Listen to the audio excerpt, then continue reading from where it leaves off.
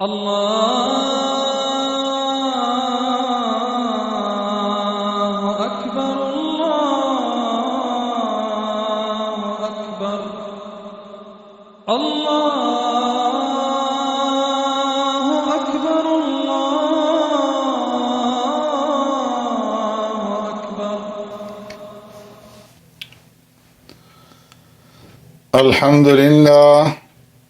الحمد لله وحده والصلاة والسلام على من لا نبي بعده أما بعد فأعوذ بالله من الشيطان الرجيم بسم الله الرحمن الرحيم ويل للمطففين الذين إذا اكتالوا على الناس يستوفون وَإِذَا كَالُوهُمْ أَوْ وَزَنُوهُمْ يُخْسِرُونَ صدق اللہ مولانا العظیم. معزز سامعین و ناظرین، سورہ مطففین مکی صورت ہے اور اس صورت کے اندر 36 آیات ہیں. ترتیبی اعتبار سے اس صورت کا نمبر 83 ہے اور نزولی اعتبار سے اس کا نمبر 86 ہے. ناپ تول میں کمی کرنے کو تطفیف کہتے ہیں اور اس صورت کی ابتدا میں ویل للمطففین کے الفاظ ہیں اور اسی سے اس صورت کا نام سورہ مطففین جو ہے وہ لیا گیا ہے. یہ سورہ عنکبوت کے بعد نازل ہوئی اور اس صورت میں ناپ تول میں کمی کر کے لوگوں کے حقوق غصب کرنے کی بنا پر معاشرے میں فساد پیدا کرنے کی مذمت فرمائی گئی ہے اور بتایا گیا ہے کہ یہ حرکت وہ لوگ کرتے ہیں کہ جو قیامت کو بھول جائیں، آخرت کو فراموش کر لیں. پھر قیامت اور اس کی کچھ ہولناکیوں کا تذکرہ ہے اور بتایا کہ تقوی سے انسان کو نجات ہو سکتی ہے اور جو لوگ حقوق اور فرائض کے معاملے میں اللہ کے قائم کیے ہوئے حدود سے تجاوز کرتے ہیں تو ایسے لوگ سزا کے حقدار ہوں گے. اس صورت میں بھی بنیادی عقائد سے بحث کی گئی ہے. یوم القیامہ کے احوال اور احوال اس میں خاص طور پر مذکور ہیں، لیکن اس کی ابتدائی آیات میں ان لوگوں کی مذمت کی گئی ہے کہ جو تطفیف جیسی اخلاقی کمزوری کے اندر مبتلا ہیں. تطفیف کا معنی ہے ناپ تول میں کمی کرنا.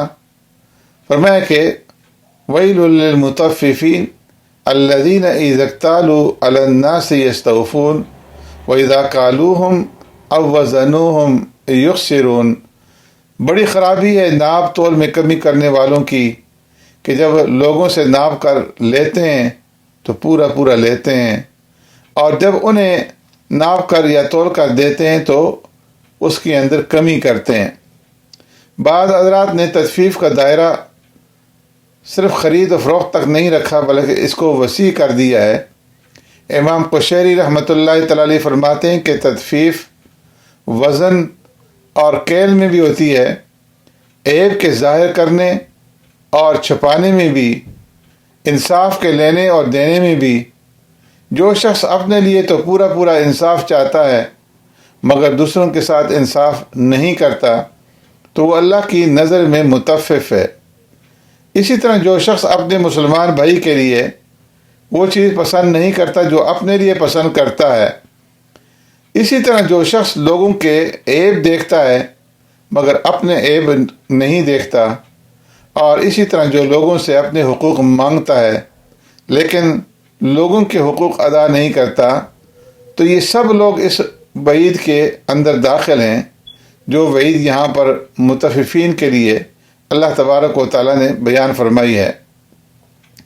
تو فرمایا کہ ہر ایک انسان کو اپنی گریبان کے اندر جھانک کر کے دیکھ لینا چاہیے کہ ہمارا جو ہے وہ لوگوں کے ساتھ برتاؤ معاملات کے اندر جو ہے کس طریقے کا ہے.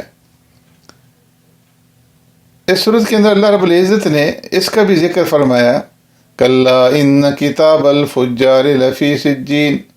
یہاں کئی آیات میں کفار اور فجار اور ابرار اور نیک لوگوں کا تذکرہ ہوا ہے۔ کفار اور فجار کی جب روح نکلتی ہے تو فرمایا اس کا ٹھکانہ سجین یعنی جہنم کے نیچے کا قید خانہ ہے، اور جب ابرار اور نیک لوگوں کی روح نکلتی ہے تو اس کا ٹھکانہ جو ہے وہ علیین ہے، یعنی اوپر کے بالا خانے۔ اسی طرح کفار کا نامہ اعمال ان کی روح کی طرح سجین میں ہوتا ہے، جبکہ ابرار کا نامہ اعمال ان کی روح کی طرح جو ہے وہ علیین کے اندر ہوتا ہے۔ مطففین کی مذمت کے بعد ان سیاہ دلوں اور بدکاروں کا انجام بتایا جو اللہ کے نور کو بجھانے کے لیے سر توڑ کوشش کرتے ہیں، اور پھر ان کے مقابلے میں اللہ نے ان صلحاء، ابرار اور نیک لوگوں کا تذکرہ فرمایا ہے جنہیں آخرت میں دائمی نعمتیں میسر آئیں گی۔ سورت کے اختتام پر بتایا گیا ہے کہ یہ سیاہ دل والے دنیا میں اللہ کے نیک بندوں کا مذاق اڑایا کرتے تھے، لیکن قیامت کے دن معاملہ جو ہے اس کے الٹ اور برعکس ہو جائے گا، اور نیک لوگ فرمایا کہ ان بدکاروں کا مذاق جو ہے وہ اڑائیں گے۔ سبحانک اللہم و بحمدک نشہد ان لا الہ الا انت نستغفرک و نتوب الیک۔